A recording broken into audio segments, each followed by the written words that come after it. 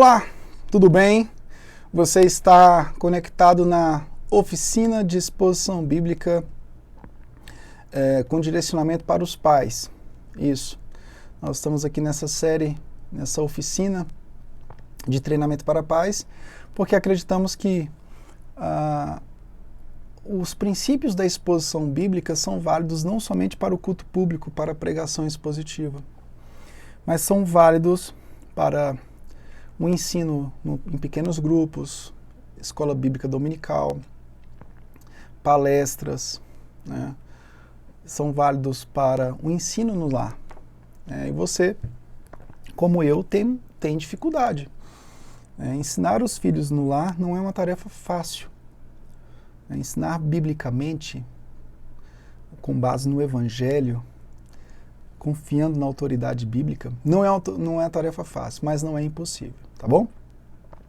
Hoje eu vou falar sobre a questão da interpretação propriamente dita, como interpretar. No primeiro vídeo eu tratei sobre o Evangelho como a base para o ensino expositivo no lar. O segundo vídeo eu tratei sobre o texto bíblico interpretado à luz da cosmovisão cristã, ou seja, criação, queda e redenção. E nesse vídeo, nessa terceira parte, nós vamos falar sobre a interpretação, como interpretar, tá ok? E no último vídeo eu vou falar sobre princípios de aplicação. Bom, vamos lá então. Eu quero usar um texto, que é um texto bastante usado pelos pais, às vezes, né? Ou então nas salinhas de escola bíblica, que é Jonas 2, tá ok? Então o ensino com base no Antigo Testamento não é um ensino tão fácil.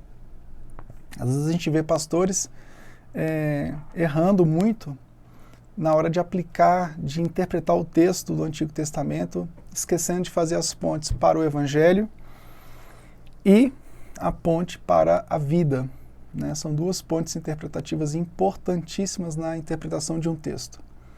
No vídeo anterior eu falei sobre a questão da cosmovisão cristã, criação, queda e redenção. Então, o motivo da nossa vida é a obra de redenção operada por Cristo. Então, isso deve ser comunicado. Mas vamos lá? Abre a sua Bíblia em Jonas, capítulo 2. Eu estou usando a versão NVI, tá ok? NVI. Vamos lá. Lá dentro do peixe, Jonas orou ao Senhor, ao seu Deus. Ele disse: eu me desespero, e em meu desespero clamei ao Senhor. E ele me respondeu: do ventre da morte gritei por socorro, e ouviste o meu clamor. Jogaste-me nas profundezas, no coração dos mares. Correntezas formavam turbilhão ao meu redor, e todas as tuas ondas e vagas passaram sobre mim. Eu disse: fui expulso da tua presença. Contudo, olharei de novo para o teu santo templo. As águas agitadas me envolveram, o abismo me cercou. As algas marinhas se enrolaram em minha cabeça. Afundei até os fundamentos dos montes. A terra cujas trancas estavam me aprisionando para sempre. Mas tu trouxeste a minha vida de volta da cova. Ó Senhor, meu Deus, quando a minha vida já se apagava, eu me lembrei de ti, Senhor, e a minha oração subiu a ti, ao teu santo templo. Aqueles que acreditavam em ídolos inúteis desprezam a misericórdia. Mas eu, com um cântico de gratidão, oferecerei sacrifício a ti.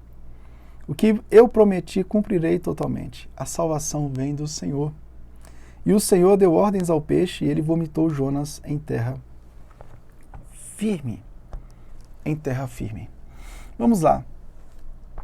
Todas as vezes que nós vamos ler um texto, conforme eu falei anteriormente, tenha em mente que esse texto está envolvido numa cosmovisão cristã.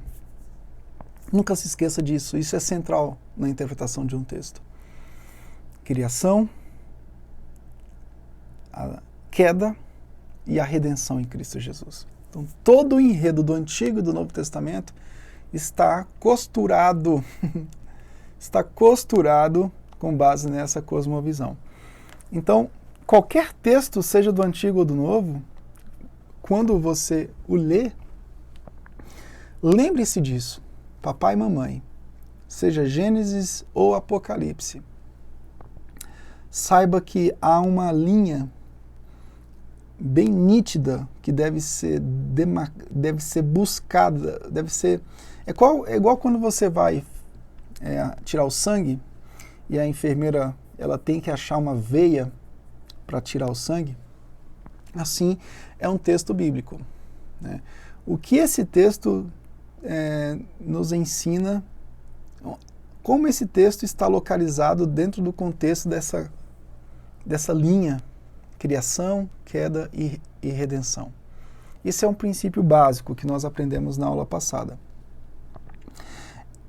Fazendo isso, né, você vai agora procurar qual a intenção do autor, né? E a intenção do autor você vai encontrar no contexto, né? Seja mediato ou imediato, né? Quem é o autor do texto? Quem são os destinatários? Existia algum problema específico? Lembre-se de, por exemplo, de uma carta. A gente está falando de outro gênero literário aqui, mas eu quero te exemplificar. Uma carta. Quando eu escrevo uma carta para alguém, aquela carta tem um autor. Aquela carta tem um destinatário. Aquela carta tem possíveis problemas. Alguém está te escrevendo porque precisa solucionar algum problema. E aquela carta tem um assunto principal. Então, você não vai ler uma carta, um trecho que está lá no meio da carta, você não vai interpretar aquele texto sozinho, aquele trecho. Uma carta tem 3 páginas. Você leu a segunda página no quarto parágrafo. Aquele quarto parágrafo, lido sem a leitura do restante, ele não vai fazer sentido. E assim todo o texto bíblico. Os textos bíblicos, eles fazem sentido de acordo com o contexto. É tudo na vida. Você vai ler uma posologia de um remédio. Você quer ler alguma coisa sobre efeitos colaterais. Você vai ter que ler um manualzinho que vem dentro da caixinha. Então você não pode ter uma informação desconexa, porque você pode errar. Né? Você pode aplicar o remédio de forma errada, você pode dar uma dose inferior, uma dose superior. Então tudo isso é importante dentro de uma interpretação. Então você precisa entender, esse texto de Jonas, ele deve ser entendido à luz de todas as Escrituras Sagradas. Existe uma história da redenção. E essa passagem, como essa passagem pode ser explicada à luz da história da redenção? Isso é muito importante. Né?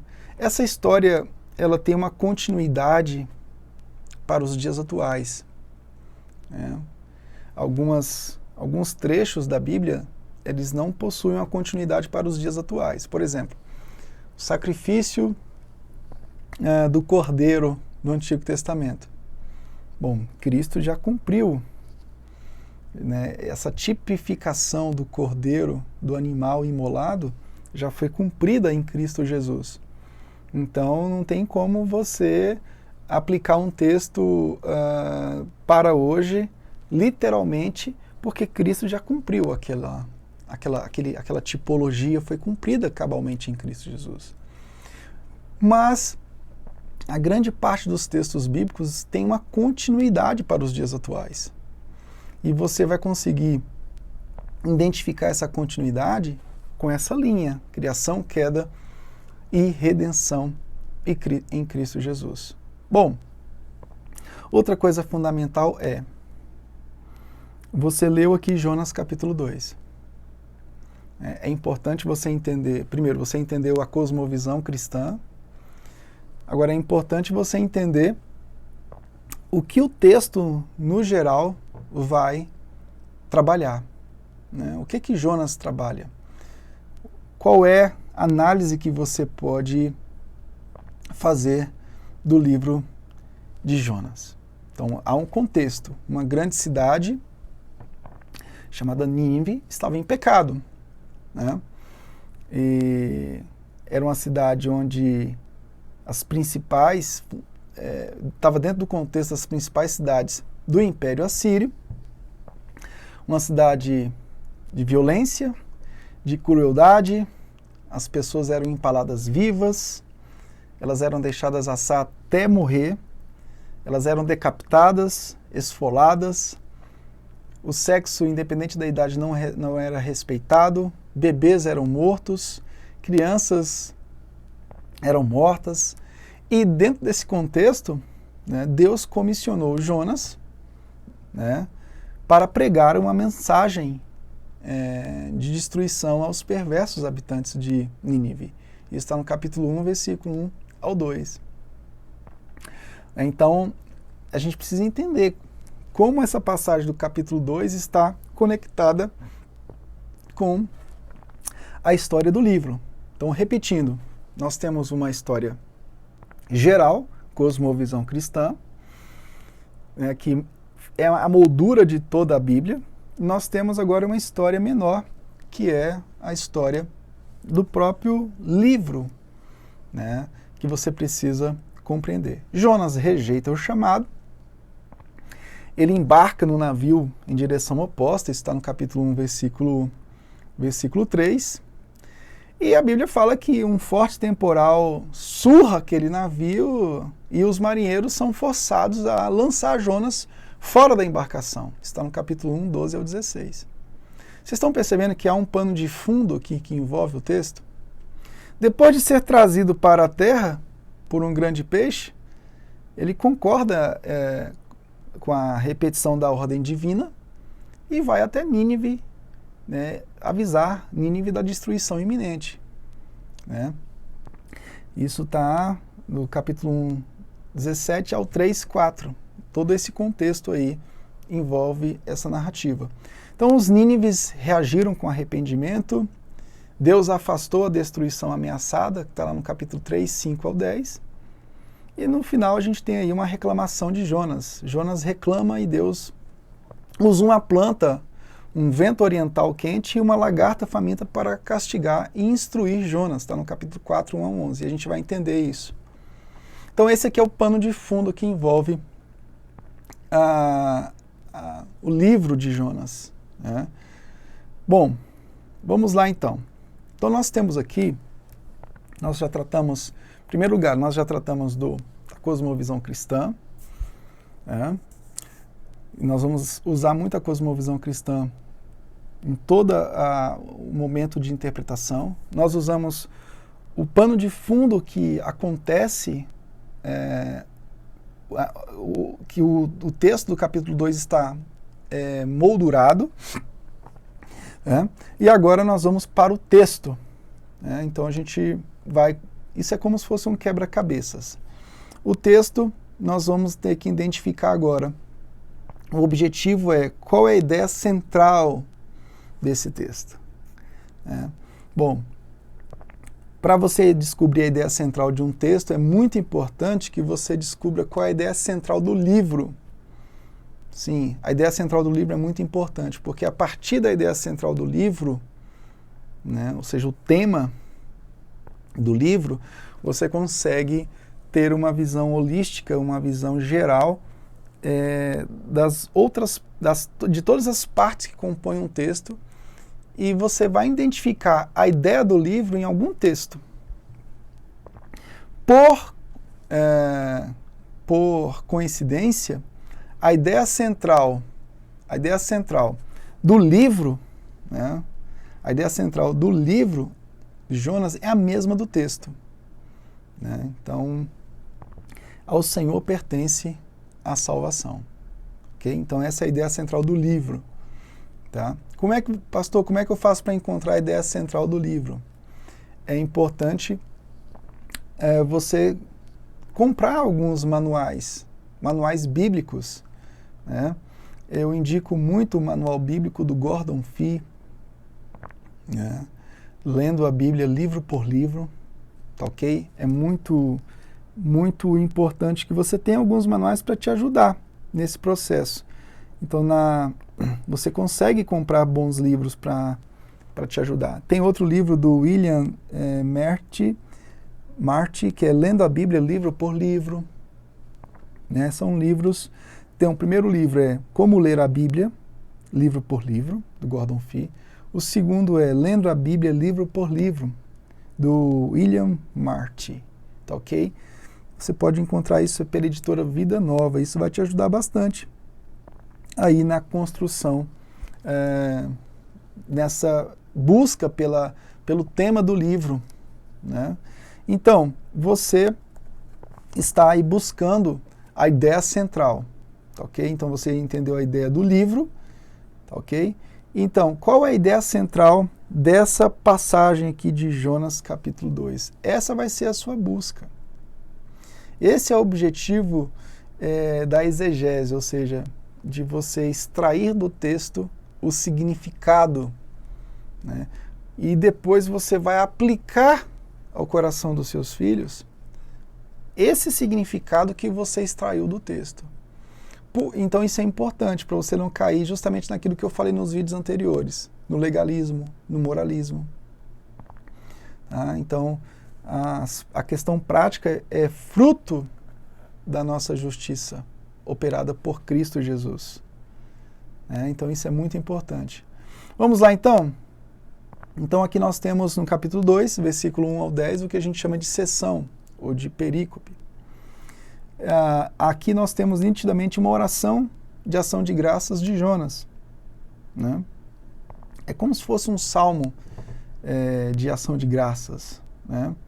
Então nós temos aqui uma oração que fala da libertação operada pelo Senhor.